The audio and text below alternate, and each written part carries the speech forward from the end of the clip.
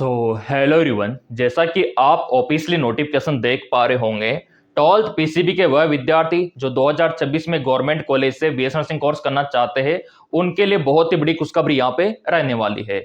यहाँ पे हम बात करने वाले हैं सीनेट एप्लीकेशन फॉर्म 2026 के बारे में। काफी ज्यादा कमेंट आ रहे थे प्रिय विद्यार्थियों के, और उनका यही कहना था सर 2026 में सीनेट का फॉर्म कब से फिलअप करना है। तो पूरा डेट यहाँ पे आ चुका है, फॉर्म कब से भरना है, एग्जाम कब होगा, काउंसलिंग कब होगा, क्या क्या दस्तावेज आपको लगाना है, एग्जाम का पैटर्न क्या रहेगा, सिलेबस क्या रहेगा, हर एक जानकारी यहाँ पे आ चुकी है आपके सीनेट के बारे में। और जैसा कि आपको पता है, ये आपका ड्रीम होता है सीनेट में जाने का, ठीक है, क्योंकि अधिकतर गवर्नमेंट कॉलेज इसी के थ्रू आपको मिलते हैं। और आपको पता है कि केसेट के बारे में कल मैंने आपको बताया था, तो केसेट का तो फॉर्म स्टार्ट है प्रेजेंट टाइम पे, अभी मैं आपको लाइव दिखा दूंगा। अब यहाँ पे सीनेट का क्या होगा वो भी हम देखेंगे। बीएस नर्सिंग आपका सीनेट ये 4 साल का कोर्स होता है, और यहाँ पे पूरा विस्तृत विवरण आप देख सकते हो। आपका सीनेट यानी कि UP BS nursing entrance exam 2026, ये पॉइंट आपके लिए बहुत ज्यादा इंपॉर्टेंट है। आपके एग्जाम का नाम क्या है, यहाँ पे यूपी सीनेट 2026 और UP BS nursing entrance exam आप इसे बुला सकते हो। जैसा कि मैंने आपसे पहले बोल रखा है कि जिन विद्यार्थियों के कमेंट आएंगे ना, उसका वीडियो तुरंत आपको मिल जाएगा। तो कल मैंने वीडियो डाला था यहाँ पे केसेट का, यानी कि कर्नाटका बीएस नर्सिंग का। तो कर्नाटका में तो फॉर्म स्टार्ट हो गया, वहां पे तो गवर्नमेंट कॉलेज है ना, वहां पे दाखिला शुरू हो चुका है फॉर्म का, जाके आप देख सकते हो ऑफिशियल वेबसाइट पे, अभी मैं आपको दिखा दूंगा। लेकिन फिर कमेंट आए कि सर हमारे सीनेट का क्या होगा उसका बताओ, तो उसका ये विवरण देख सकते हो आप। कंडक्टिंग बोर्डिंग आपका ही रहेगा अटल बिहारी वाजपेयी मेडिकल यूनिवर्सिटी, यानी कि आपका अटल बिहारी, ठीक है। इस बार आपका पेपर ऑफलाइन होगा। काफी अफवाह फैल रही थी सर कि इस बार ऑनलाइन होगा, सीबीटी बेस होगा, नहीं होगा। पेपर आपका ऑफलाइन ही होगा, पेन पेपर मोड पे ही होगा। आपको पेपर दिया जाएगा, आंसर शीट दी जाएगी, उसमें आपको दब्बे करने होंगे पेन से। अब यहाँ पे आप देख सकते हो क्वेश्चन का टाइप आपका एमसीक्यूज रहने वाला है। एग्जाम का डेट आ चुका है, मई मंथ में होगा, 2026 में होगा आपका सीनेट का। और यहाँ पे आप देख सकते हैं कि सीनेट का फॉर्म कौन कौन भर सकते हैं। Eligibility criteria for UP CNET nursing entrance exam 2026, तो इन्होंने बोल रखा है कि student are required UP BS nursing entrance exam 10+2 आपका होना चाहिए, ये पूरा विस्तृत विवरण। और उसी के साथ आपका उम्र 17 साल होना चाहिए 31 दिसंबर 2026 तक। प्रेजेंट टाइम पे नहीं है तो कोई दिक्कत नहीं, लेकिन जो हमारा दिसंबर आएगा 2026 वाला, वहां तक आपका 17 साल हो जाना चाहिए। प्रेजेंट टाइम पे आपका 16 साल 5 महीना, 16 साल 3 महीना होगा, तो भी आप भर सकते हो, क्योंकि आपका दिसंबर 2026 तक 17 साल हो जाएगा। तो ये कंडीशन यूपीसी नेट के लिए रखी गई है।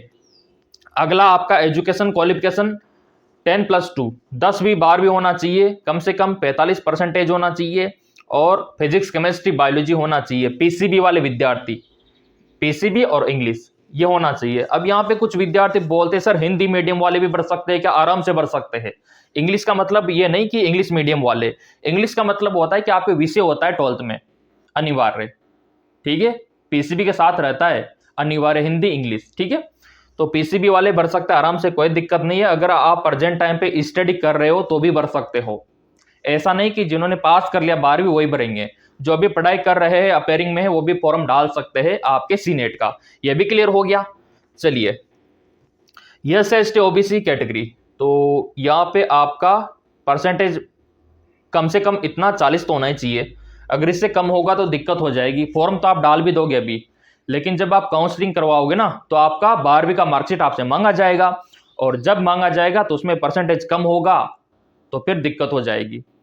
तो फॉर्म भरने के साथ साथ आपको बोर्ड का एग्जाम भी अच्छे से क्लियर करना है। ये भी क्लियर हो गया। अगला यहाँ पे कंपलसरी सब्जेक्ट आ चुका है, जैसा कि मैंने आपको बताया 11th में भी होना चाहिए, 12th में भी होना चाहिए। कंडीशन ये भी है, अगर कुछ विद्यार्थी ऐसे जिनका 11th में नहीं है ना, तो दिक्कत हो जाएगी, ठीक है ना। तो 11th में भी बायो होना चाहिए और 12th में भी होना चाहिए। ये भी समझ में आ गया। मेडिकल फिटनेस की बात करूं तो कुछ विद्यार्थी बोल रहे थे सर गवर्नमेंट मेडिकल कॉलेज में जाने के लिए क्या हेल्थ हाइट मायने रखता है? यहाँ पे फिट के लिए बोला गया है, नहीं। आपका हाइट कितना भी हो, आपका वेट कितना भी हो, कोई दिक्कत नहीं है ना। चश्मा लगा रखा है तो भी कोई दिक्कत नहीं, क्योंकि आप मेडिकल क्षेत्र में जा रहे हो, आर्मी क्षेत्र में, पुलिस क्षेत्र में नहीं जा रहे। तो इतना मेडिकल आपका नहीं देखा जाएगा। बस हाँ, आपको कम्युनिकेबल डिजीज नहीं होना चाहिए, संक्रामक बीमारी नहीं होना चाहिए, जैसे टीबी हो गया, है ना, अस्थमा हो गया, ऐसी बीमारियां नहीं होना चाहिए, क्योंकि बाकी के विद्यार्थी भी पढ़ेंगे तो उनको हो सकता है। तो ये कंडीशन यहाँ पे रखी गई है, कोई भी संक्रामक बीमारी नहीं होना चाहिए, बाकी सब चलेगा। कहीं आपका ऑपरेशन हो रखा है तो भी कोई दिक्कत नहीं, कहीं पे चोट लगी हुई है तो भी कोई दिक्कत नहीं, ठीक है। अगला डॉक्यूमेंट्स की बात करूं कि आपको सीनेट का फॉर्म डालने के लिए क्या क्या दस्तावेज यहाँ पे चाहिए। तो 10वीं का मार्कशीट चाहिए, 12वीं का चाहिए, अगर 12वीं में पढ़ाई कर रहे हो तो कोई दिक्कत नहीं। यूपीएससी नेट का यहाँ पे आपके पास में आधार कार्ड होना चाहिए, पैन कार्ड यूज कर सकते हो फॉर्म भरने के लिए, वोटर आईडी, लेकिन मैं तो कहूंगा आधार कार्ड बेस्ट रहेगा। आपका व्हाइट बैकग्राउंड के साथ फोटो होना चाहिए, सिग्नेचर अपलोड होगा, कास्ट का सर्टिफिकेट होना चाहिए। अगर आप जनरल ओबीसी में आते हो, जनरल वालों को तो नहीं बनवाना, जनरल कैटेगरी वालों को नहीं चाहिए कास्ट का सर्टिफिकेट। किनको चाहिए? ओबीसी वालों को, ईडब्ल्यूएस वालों को, एसएसटी वालों को। आ गया समझ में? ज्यादा पुराना नहीं होना चाहिए, लेटेस्ट होना चाहिए। अगर 6 महीने से ज्यादा पुराना है ओबीसी वालों का, ईडब्ल्यूएस वालों का, तो रिन्यू करवाना होगा। हाँ, एसएसटी वालों का तो पुराना भी चल जाएगा। ये भी क्लियर हो गया। कास्ट का सर्टिफिकेट और आपका डोमिसाइल, आपका मूल निवास होना चाहिए, इतना सा खूब है। यह आपका एग्जाम का पैटर्न आ चुका है यूपीसी नेट का। 5 विषयों से क्वेश्चन आपके बनेंगे। नर्सिंग एप्टीट्यूड से 24, यहां पे आप देख सकते हो, फिजिक्स से 24, केमिस्ट्री से 24, बायोलॉजी से 24 और इंग्लिश से 24।